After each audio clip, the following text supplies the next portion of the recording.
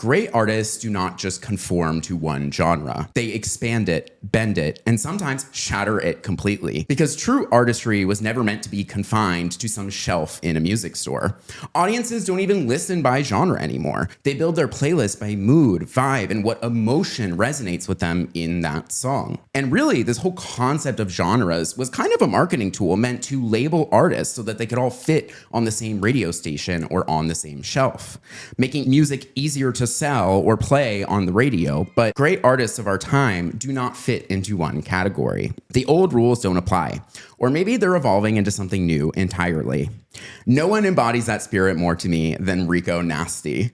From the very beginning of her career, she's blurred the lines between rap and punk and pop, pulling from each world but never letting herself be defined by any of them. One song that might feel like you're in a mosh pit, and the next a trap anthem, but it's covered in glitter. And yet it is so undeniably her. That energy, that individuality, that refusal to be boxed in, that is Rico Nasty. What makes her artistry so powerful to me is that it reflects where music is heading as a whole, where it's exciting to see people pull inspiration from different sources, use extremely niche references, and not focus on conformity, but evolution. So today we're asking, what does it mean to be an artist without a genre? How do you carve out that piece of identity in a world that is becoming so blurred? And what does it mean to stick to your own artistic vision? So what better person to have in this conversation than Rico Nasty herself, an artist who's built a career around breaking every boundary and pushing every box put in front of her. Welcome back to Nicky and I. I'm your host, Nicky Reardon, and I could not be more excited to have the one, the only Rico Nasty. Hi. Dude, I'm so excited to talk to you. Hell yeah. I think that you are just, well, you're iconic. Like, you have just done so much in such a cool way. Like, even when I was like doing research for this episode, I was like, you'd release like 5 mixtapes as a teenager.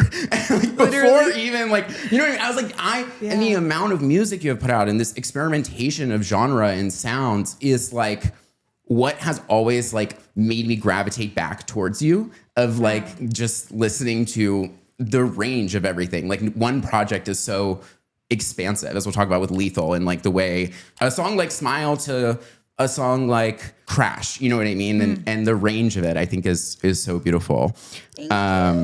Also, a fellow DMV girly. We need to talk about it. Of course. When I found out that you were from Virginia, I was like, oh my gosh. We knew. It's a spiritual connection. People in the, also, I don't know if you feel this way. I weirdly run into people all the time. Like, it somehow comes up in conversation. No, literally. Like, I've had Uber drivers find someone from Maryland or Virginia. When I'm driving, I always see the license plate. Like, I always I'll notice it so quick, or I'll even notice it in somone's accent. And I'm like, wait, interesting. You're from the East Coast. I can tell. You're from like New York. Yeah. You're from over there. Totally. Yeah. And also, I think like moving to California and stuff, and like pursuing this sort of life, like coming from Virginia, Maryland, like I feel like I just like appreciate California more. So much. Do you know what I mean? Like this, the opportunity here, and like I remember coming here and being like, oh my God, there's palm trees. Right? I remember the first time I came here, and it was like, oh my gosh, the desert. The desert was like, I mean, you see it in a lot of my early music videos. I love the desert. I loved going to the desert just for fun. Like, because I never had a desert or even thought that, like, I didn't know what was out there, honestly.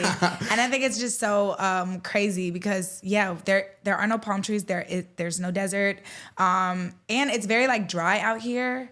Yeah. Like, you know, back home, it's very, like, green. It's very, like, rainforesty. You get the humid. best and the worst of it. Yeah, so I do love it out here. I mean, I'm not going to lie. The hiking, I'm such a LA girly now. Me too. I've been here for, like, 3 years, and I'm, like, getting spoiled by the weather a bit. Do you like Erewhon? When I go. Erewhon's fine. Okay. That's kind of my tea. Let me tell you, we're talking about Thank you for somebody finally speaking up, because I'm going to be honest. $30 for cauliflower? No, girl. No. Like, I have things that I like. You know what I mean? Like the occasional sushi or something. But, like, it's not, against me, it's like, why? Yeah. Like, why pay $25 They have for good, this? like, onigiri. Exactly. Speaking of onigiri in Japan, also a random thing we need to talk about. I know that you watch anime. Yes. I love anime. Okay, a little bit. Okay. I'm not like, you know, I got some real bitches that's really, really doing that. You know, like, I know, like, Snitchery, Right. They are, like, really They live by that shit. Okay. I don't want to be a poser. I find like a cute show. I'm tuned in, and then I'm tuned out. Give me like a three favorite animes. 3 favorite animes. I'm gonna say the same one. Chobits. I love Cyberpunk. I do. I fuck with Cyberpunk. Makes sense for your music. I think Cyberpunk is fire. I love the soundtrack for Cyberpunk. I think like the characters are fire. I think like everything, the fight scenes, everything. I think it's really, really fire. Yeah. And I really, really like. What would be the one that I put last? I mean, I like Demon Slayer. It's like the most beautifully like animated show, which I love. Yeah. Yeah. My favorite's Hunter x Hunter because I feel like it's like subtly gay. Okay. Have you ever watched it? Oh my gosh, don't say that. No, that's what I love about it. Is it really? It's not like directly implied, but you're like, I said, wait. You're like, these two boys, like you're a little bit more than friends. You know what I mean? What about My Hero Academia? Love. Okay. Love. Hunter x Hunter.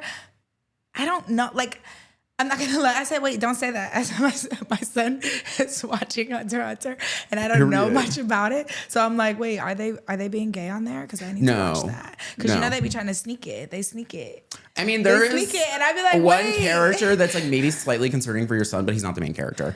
There is like the two characters. Like I don't know how to explain it. They're just like young and they're best friends, but like so it's just not. It's like Bert and Ernie. Yes. Okay. Exactly. I love that. Exactly. You know what I mean? That. You're like, wait, I got a little something going on. It can be a bit much when it's like when they forcefully do it. I'm like, wait. We need to have these conversations before. Wait. No, but totally. Like in that case, I actually do love when they like show that. I mean, I think it's healthy in general when they portray like healthy male relationships. I mean, I was kind of watching your last thing and I was thinking about that. I was like, wow, I think it's really messed up that men don't really like have close no, it's so sad. Yeah. It's crazy. Like it's something I think about with like the male versus female. I feel like you get this like unique perspective as a gay man where like you empathize this idea of like being a man, but also like have these moments where you're like one of the girls, you know what I mean? And like the intimacy that comes from that. Which is it's so interesting. I think that the guys, they just need to watch Hunter x Hunter and get into it. Like and Cyberpunk. Your toenails. Yeah. But really getting into the music and like talking about this like concept of you know the genre in general. I really want to go back all the way to the beginning with you because I think like something very interesting when we think about, you know, I'd say like what the era of music we're in is like this like social media era of music, right? Where like we now have all these tools that are free to any artist on earth, right? Like, and you see the people who like have blown up on SoundCloud or TikTok or whatever, right? And you are someone who's like really blew up, I think, at like the genesis of that, which was SoundCloud. Yeah. And I like that. The genesis. It was, yeah. And like, you know, when you think about these artists, like SoundCloud very heavily like influenced the rap community. When you think about, you know, you and Chance the Rapper or Juice WRLD or 21 Savage. But I also think of artists like a Billie Eilish or a Clairo. Like, I think what was interesting about the SoundCloud is there was no like era. There's no gatekeeper. Yeah.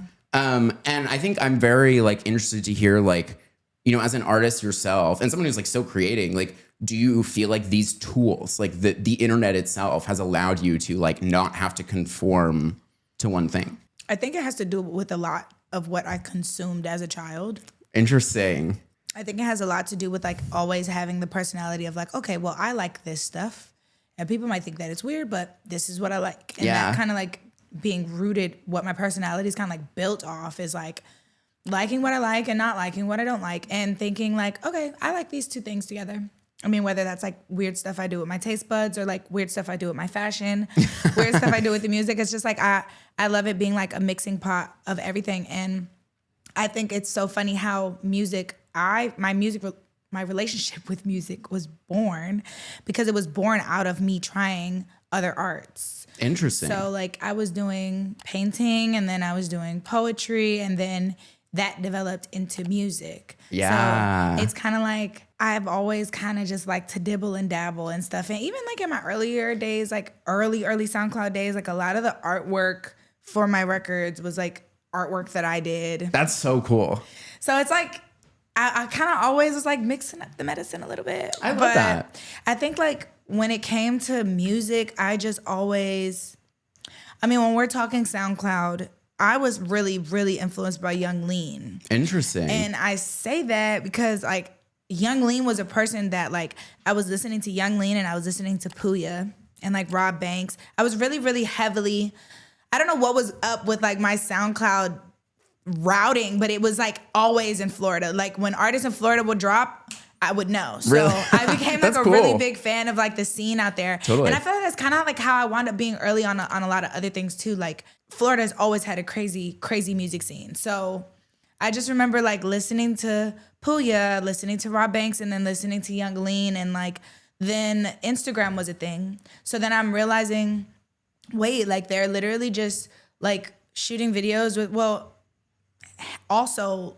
my fan of like Tyler the Creator, being a fan of Tyler, and him always being heavy on YouTube. Yeah. And it was like YouTube kind of became the space where like vlogs were now music videos with your friends. Yeah. So it was like, oh, like if I can get a bunch of my friends, oh, okay, so that's what they're doing. Okay. So like it kind of gives you like this the recipe to study, right? Mm-hmm. But that's just like Florida. When I brought up Young Lean, because at that time his music videos were a little bit more like abstract. They didn't really have a story or like a thing that it was trying to be. It just was. It was a cool thing that you would have in the background. It made like Fiji water bottles cool. And like that was like something that I just heavily remember so much, just being like, okay, so when I do my stuff, I just want it to look very DIY. Yeah. And I became like obsessed with that and understanding like, oh, like you can take 3 hours out of your day and shoot some fire shit with your friends. Like you don't have to, you know, get so caught up in these budgets and like, oh, this is gonna take this much money. A lot of my like most famous music videos didn't cost like really anything at all. I mean, I just did it like with my homies. Like the ones that blew me up, at least, like they weren't like $10,000 videos with like the best camera. Yeah.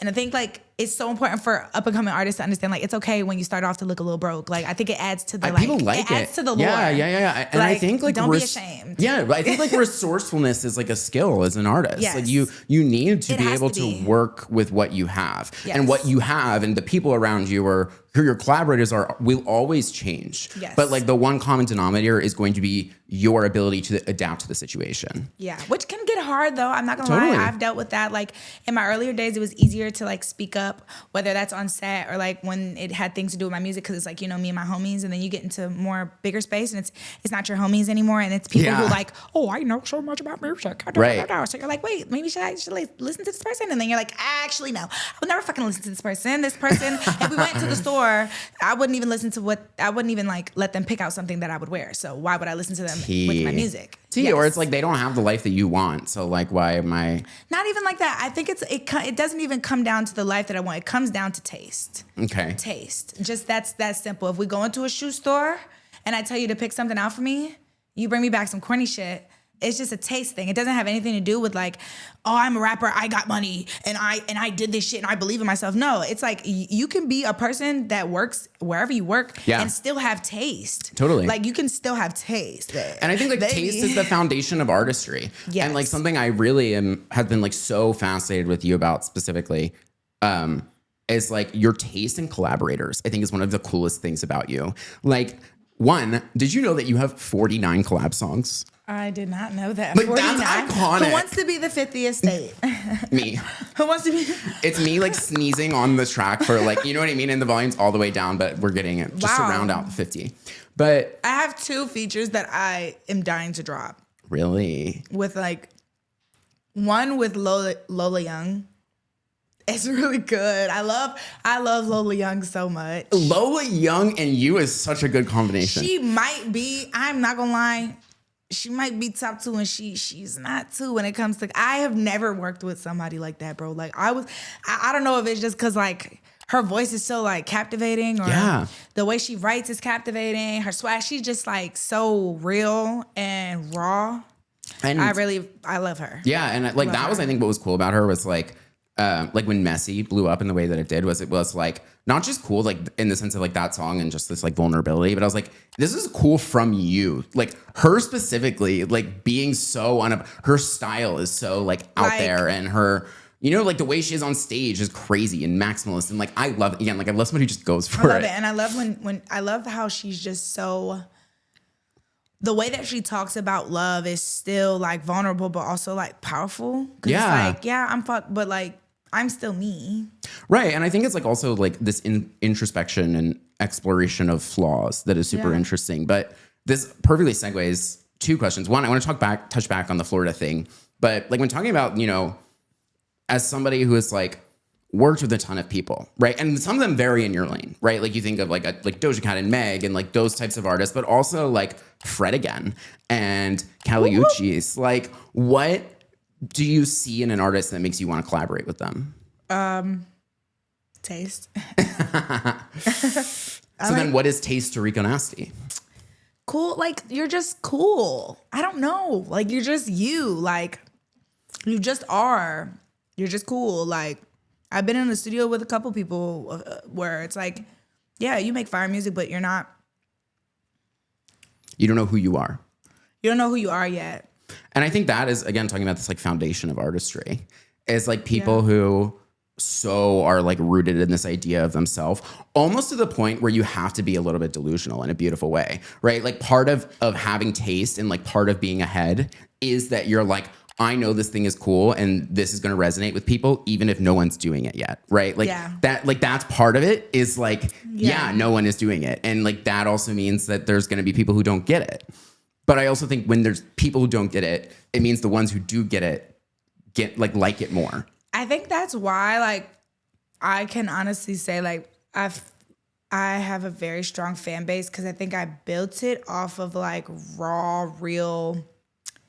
I feel like I'm an acquired taste, and I've said this before. I feel like I'm an acquired taste. Like, if you get it, you get it. If you don't, you don't.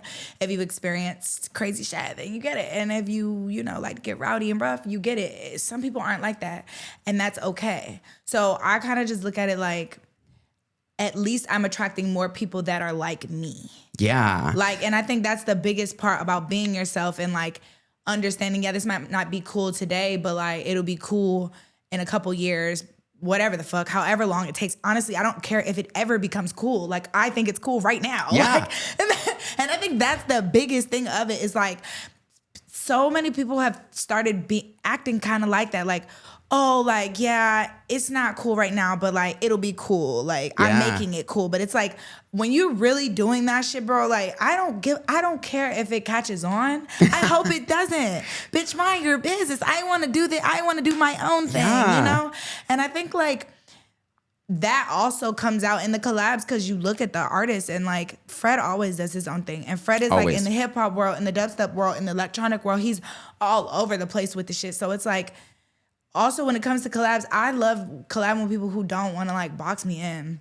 And I also don't want to sit here and be like, oh yeah, like all my collabs are intentional, because some of them aren't. Like some of them, the label just brings in, like, I'm not gonna lie, I'm so tired of lying and acting like. Well, I also think, again, like one of the things I admire you is like, you've never been afraid of like output.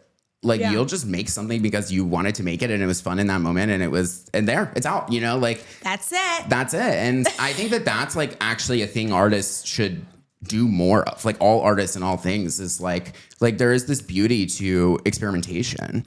And also with like talking about, you know, how you're like, I don't care if this thing is appreciated in its time or not. Like one of the exactly made me think of this is Tamera.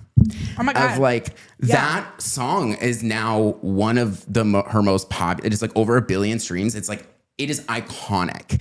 And I don't think it's one of her most popular songs. Definitely one of my most popular songs. It is one of her most popular songs. It is. Yes. See, and love you, Doja. Like that. No, and like that was such like a beautiful collaboration, because also it's one of those things like I think like people didn't get it. I think people genuinely to this day don't even understand the reference Tamera to like sister. I'm not gonna lie. Even when that song happened, like if you would have told either of us, even like in the space Doja was in at that time, like if you would have told either of us, like, oh babe, like if someone would have came on set that day and said, yeah, babe, this is gonna be the shit. By the way, this is gonna be one of the biggest female rap songs of this generation. Yeah. And yeah, have fun shooting at. We would have literally looked at each other and been like, get them the fuck out of here. You're fucking weird. Yeah. I don't like that. So it's so weird, like just being on set all day and again, just making funny faces and doing funny scenes and making a mess and getting slimed and all this shit that we did that day. I would have never thought. I would have never been like, oh my God, this is gonna be the biggest video ever.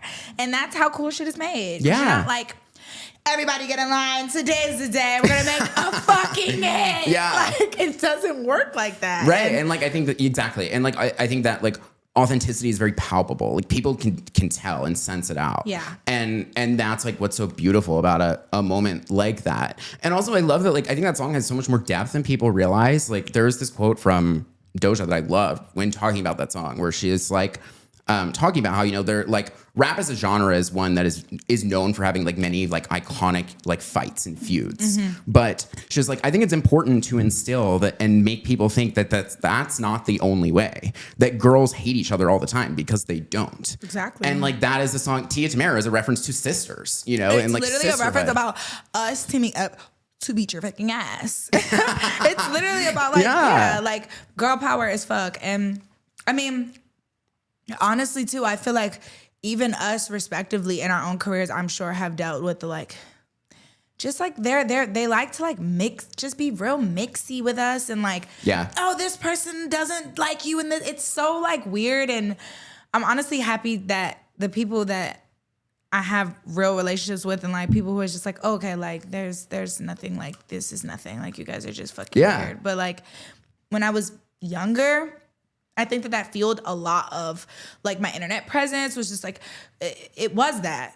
It was arguing with other girls. It was catty. It was like, totally. Ah, no, I don't give a fuck. And I think that too is a part of girlhood. I think you have to like go through a lot of like sticky shit and beefs to really start to value what a like friendship is and what that like looks like for you.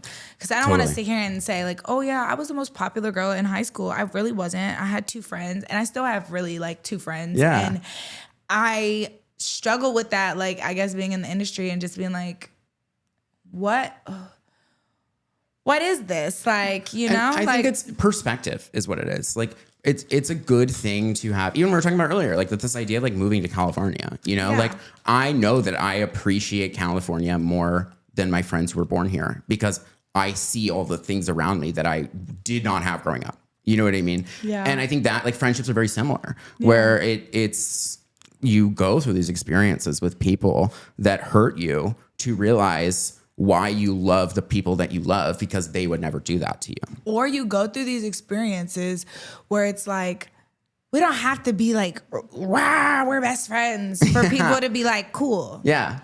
And I think a lot of times, like being younger, it's like, yeah, you get a picture with someone and they think that you guys are like best friends.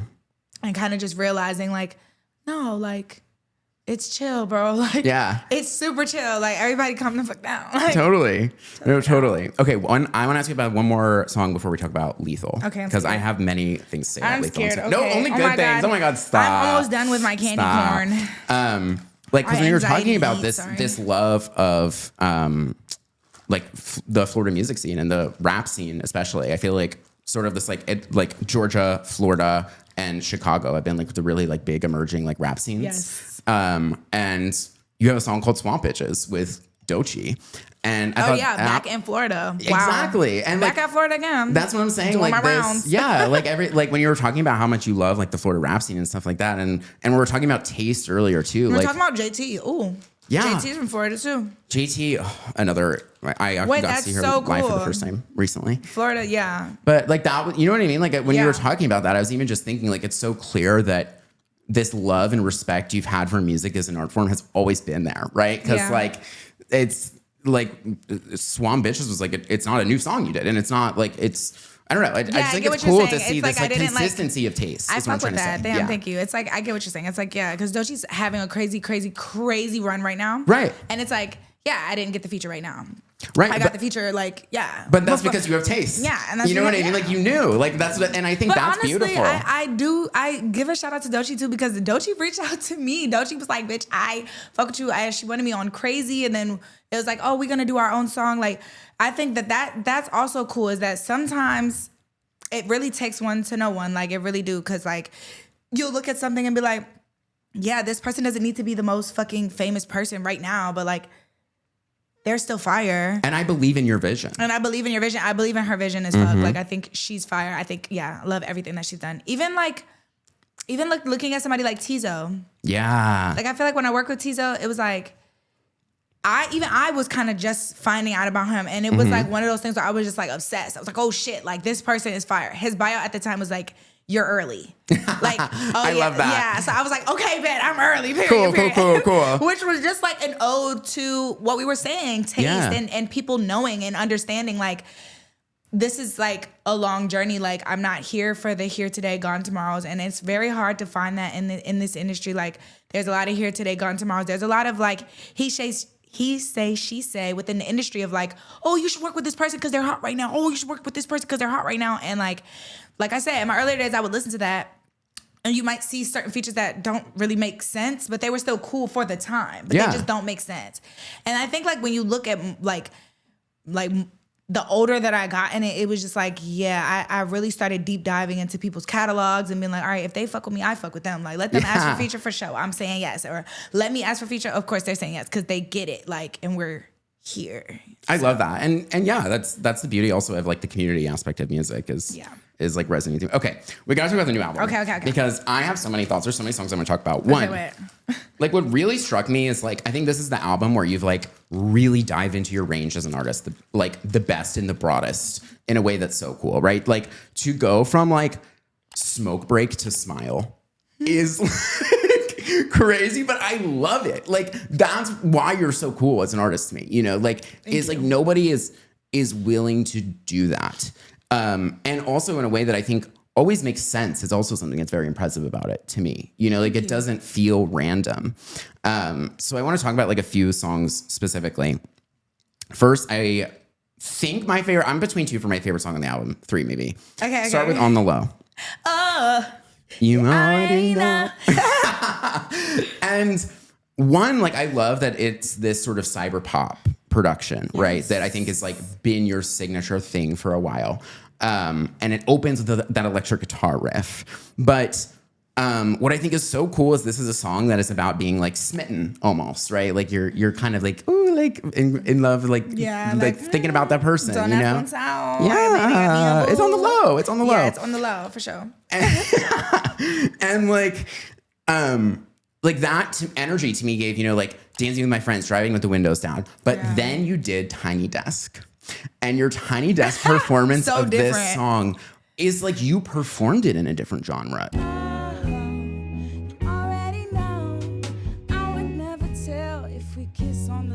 It's not even like just that one performance. I was like, oh, I could be slow dancing in the kitchen on a Sunday night with my lover while we're cooking dinner to that version of it. Yeah. And it was like one of those moments where I literally watched that Tiny Desk and I instantly went and opened it and listened to the song again to like really that's why like we do those things. Yeah, and that's what I like. Shout out to the band, man. Shout out to the band. And shout out to NPR. And like that format is incredible. It's iconic. But that was one of those moments I also like with this album too that I loved and I think was so cool. Like just like the fact that you did that. Thank you. I thought it was important to like showcase the softer side and like really show people for this album, like, just as lethal as it is soft. And there are moments that can be high energy placed at a lower scale, you know? And like, it's okay to chill out sometimes. And I feel like that, I don't know if that's coming with age or what that's about, but like I'm all for like just slowing things a bit down nowadays and just like, well, the tour is going to be crazy. I don't know. I'm kind of lying. The tour is going to be well, that's what tour is for. That's what tour is for. Low-key just got like the intro back. I'm like, wait, this is about to be crazy. This is going to be insane. Okay. But again, it's not one or the other. It's get you one that can do both. You know what I mean? Yeah. Like that's, and when you're talking about like slowing down, like Smile was again, like that was one of those songs where it's like the fact we go through this entire album of, it's the last song on the album. And then we go through this entire album of this cyber pop production and also you know that like Rico like that sort of like aggression and like passion you can bring to a song and then it just ends with this like ballad and this like use of your singing that I don't even think I've like heard you explore before. Don't guess me. But like why did you decide to put a song so different than the rest of the album? I love being taken on like an experience. I like being taken on a ride. I like not knowing where I'm going to go next. And I think the biggest part as to why I did that specifically was also because I didn't have any features And I felt like I don't want the listener to get bored. And right. I mean, how could you ever get bored listening to Rico Nasty? No, but that's not at the possible, end of the day, if that's you're, not possible. You know what I mean? It's just not possible. But if you were listening to an album and I was like, you know, they have plenty of albums of me screaming and plenty of albums of me rapping and plenty of albums of me trying to be different and all of these other things. And I thought to myself, I said, what if I just gave them all every version? Because the next album, I don't plan on being that vulnerable. I don't plan on, that's like a rare occasion when I'm able to share in that way. And I feel like on my last project, like I wanted to, but I was going through so much that it was coming out forced. Interesting. It was coming out like I was like. But why do you feel like you're afraid to show that part of yourself? Because from my perspective on the outside, like it's constantly something that's so loved about you, right? Like even this, we're talking about like the Tiny Desk thing. Yeah. Like people loved that. I don't know. It just feels so like, well, I guess it's just because I come from a different space. I come from the space where it's so weird. I come from a space where like if they're paying attention to you, you're not doing a good job. They should be jumping around. They should be having so much fun that the sweat is beating into their fucking eyes. They should be screaming, open the pit. They should be holding their friends. That's what I'm used to. I'm used to chaos and nonsense. Totally. So when it's time to like slow it down and be like soft and sensual, it's just is very unfamiliar. And I mean, that's another reason why I wanted to do it. Because I was like, it's about time I do something that I'm not normally used to doing. And it was like we got halfway through the album and I was like, you know what? Where's the acoustic guitars? Yeah. We're just gonna keep doing electric guitars. And I remember my producer was kind of just like, acoustic. He's like, are you sure? I was like, yeah, acoustic. And it's funny repeating that because that's the same story that happened with Smack a Bitch. Really? They want to get somebody. Yeah, somebody's getting smacked out there. Getting. But how did that happen with Smack a Bitch? Oh, because, Kenny came in there like, ooh, I want to put you to bubblegum trap. And I was like, because I was working on Sugar Trap. And I was like, I don't want that shit.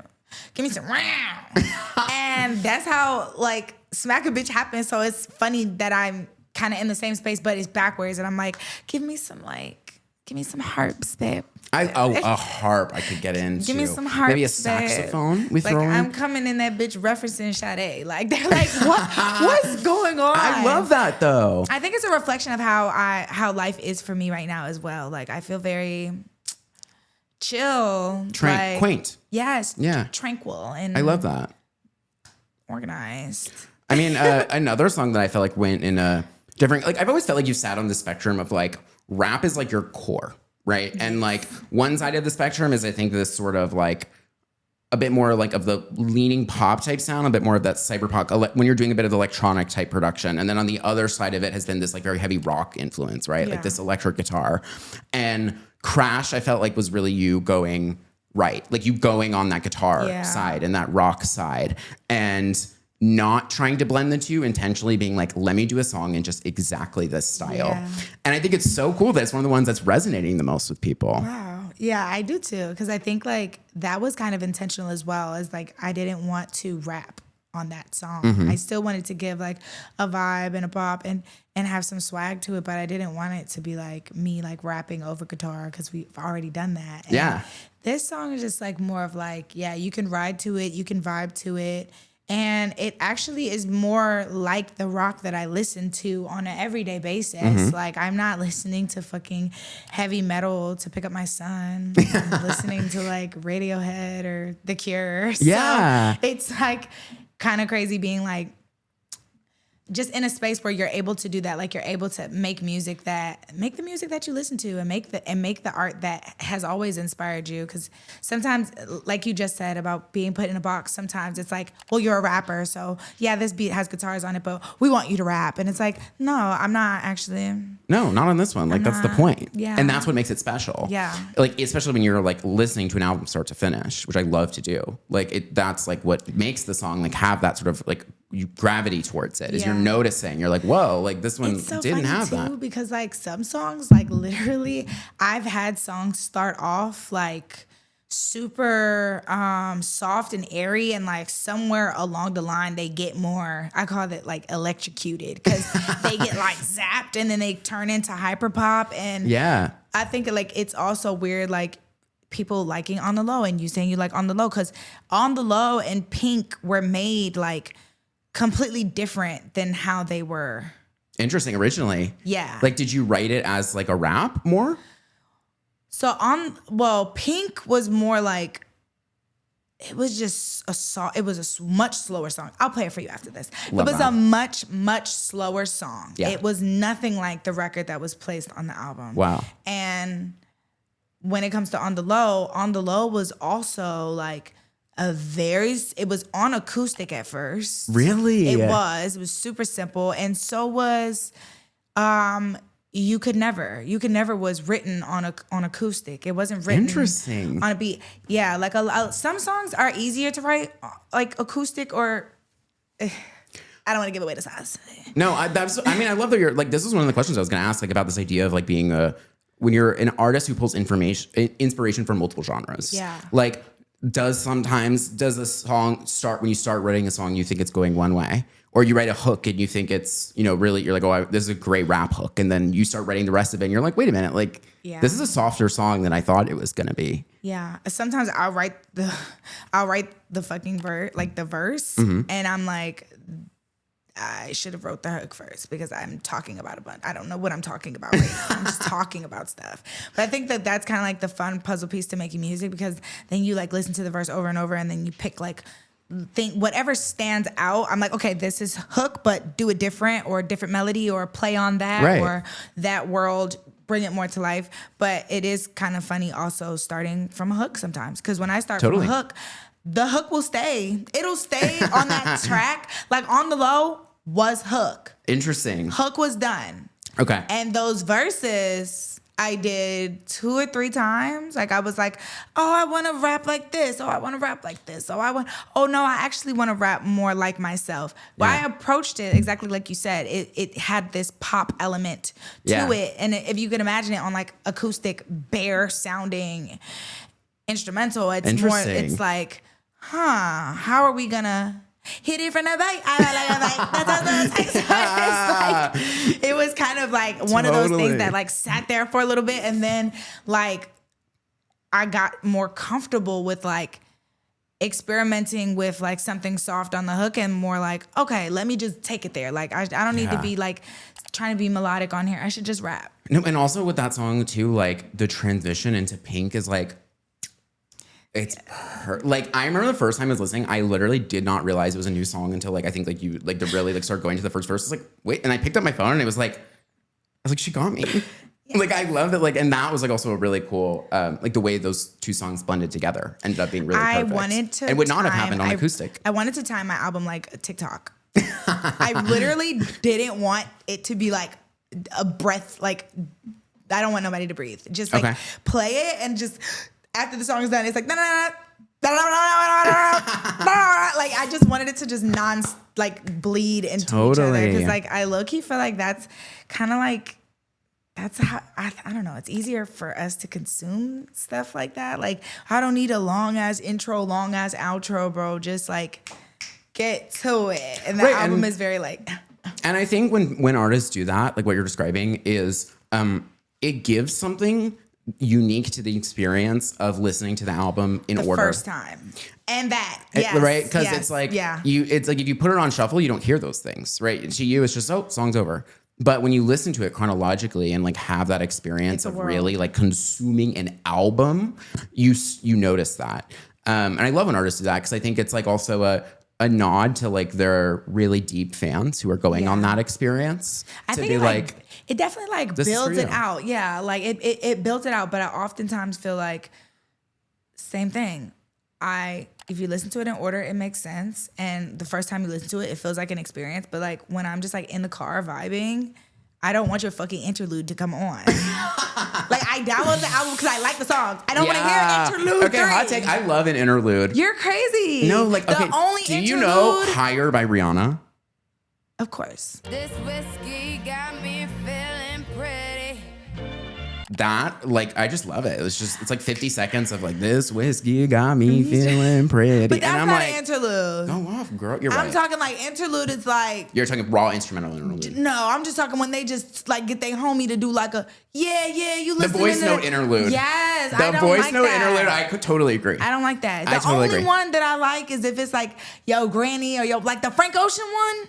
Where she like, don't smoke weed. Bro, I play that shit when I'm hiking and it dead ass makes me call my mom. I'm like, I need to call my mother. That's beautiful. That is a good interlude. But in the sense where it's like, because yeah, I think it's a good interlude because it's relevant to understanding the artist. Yeah. You know what I mean? I also think that's what makes a good feature. You know what I mean? Yeah. Like when we're talking about whether that is, you know, like you doing a song with Kali Uchis, we talked about, is like a Afro Puerto Rican woman. You know what I mean? Girl. Like, and that being at least the first time I ever heard you speak Spanish.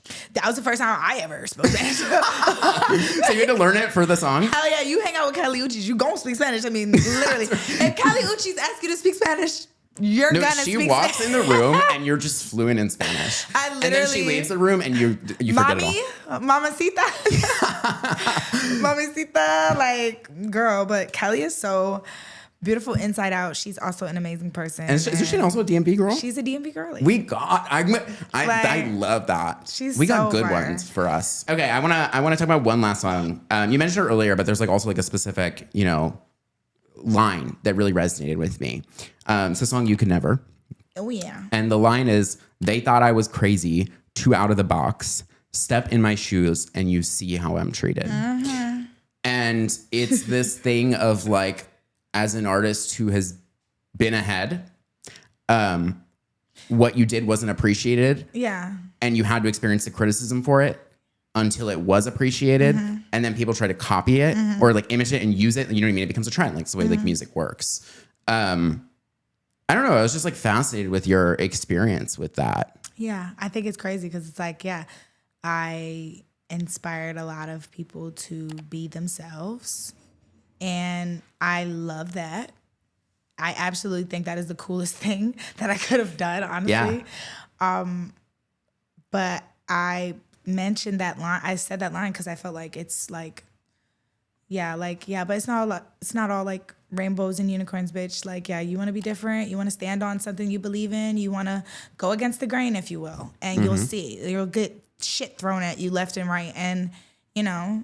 Yeah, and have to explain yourself to a label or explain yourself to people who literally don't even, they have no say. Yeah, and they were not a part of the fandom to begin with. You know what I mean? Like, I think that's another interesting thing with this discussion of like, you know, people love to talk about music as like good or bad, and I'm not sure it's that. Is it's like, was that song meant for you? Like, was it trying to speak to you and who you are? You know what I mean? Like, there are songs that I don't like, but I understand who they're speaking to. Or like it's like so like for a like a 12-year-old girl or something, right? Like I can tell, and I'm like that they're trying to like write that song for that younger version of themselves that they feel like they didn't get to experience. And it's like, I'm a 25-year-old man, and it's okay that I don't like that. That doesn't mean it's bad. It means that it's like a different audience. And I don't know, it's a random example. I think that because of the internet, music became this thing where it's like you should appeal to everyone and you should be this like mega star that everyone likes and like gain like everyone has to like me because I'm just like so like likable, and that's not what music is. Music was always a rebellion. Yeah. It was always a rebellion. It was always for people to go against the grain and tell their own side of the story and tell whether what they weren't showing on the news, what they weren't speaking about in the news politically. Like, that's what music was for. It wasn't to like, I don't know. It's not like a fucking It's always been counterculture. Yeah. And like this thing that was based in community, right? Like if this artist is speaking to this thing that's like making you feel some type of way, when you go to that show, you know everyone else there feels like you, thinks like you. Yeah. And that is the magic of live music too. It's like that collective euphoria, right? It's not just mine. It's that we're all feeling this thing at the same time in the same moment. That's kind of my favorite part about touring. Really? Is like how many friendships are born on these tours where it's like, oh yeah, we met each other in the meet and greet line and they're best friends for the next 5 years, or they met at a Rico Nasty show and they're dating for the next 6 years. Yeah, or they end up working in music or something. You know what I mean? Yeah. Working in music, working in fashion, like all of it is so, so inspiring. I mean, literally Sad Boy. Sad Boy was on my very first tour, my very first time going to Toronto. I met Sad Boy. Really? And like, I don't think she was an artist. I still feel like she was like really young. She probably was like still in school. But she's like a fan. And I was like, yeah, girl, like you're so pretty. Like you're so cool. And I always remember to like lift up my fans when I saw them because obviously I don't know when I'm gonna see them again. And honestly, like, I would literally be like, damn, this person is so cool. Like, I fuck with them. And we're like in a room full of people and I fuck with them. Yeah. And watching, like, obviously I'm not like, oh yeah, I'm following Sad Boy everywhere. But it's like, dude, watching her 3 years go by, 4 years go by, I'm like, wait, she's making music. Wait, she's good at music. Wait, she's actually, wait. And that's beautiful. And it's kind of like going back to taste where Period. it's like, it's like you literally know when Real someone recognizes is cool. real. Yeah. Real and recognizes real. It doesn't have to be like whether they're an artist at that time or not an artist. I feel like that is one that's really crazy. Like, I'm so excited for her to come on tour with me. Like, that is actually, I feel like I'm 2 for 2 right now, considering on the last tour clip, she was like, again, she had went to a show. I was her first concert. So sick. And now she's an artist. And I just look at those things like, oh my gosh. Like, absolutely, you just never know what you are doing for someone else and how you are like shifting their mindset about shit and how you're shifting their mindset about like, wait, I can actually do this. Yeah, you can. You literally can. Like anybody could do this. I don't want to sit up here and be like, oh my God, I'm so different in genre bending. Like, bro, if you wake up today and you're like, I want to throw this on and it's just clothes or I don't think genre bending like in a pretentious way in a trueness to yourself type of way. Yeah. And a trueness to your own taste. Just do it. My favorite thing to say when I go to the studio is we're just going to throw some shit at the wall and see if it sticks. Period. I always say Period. that.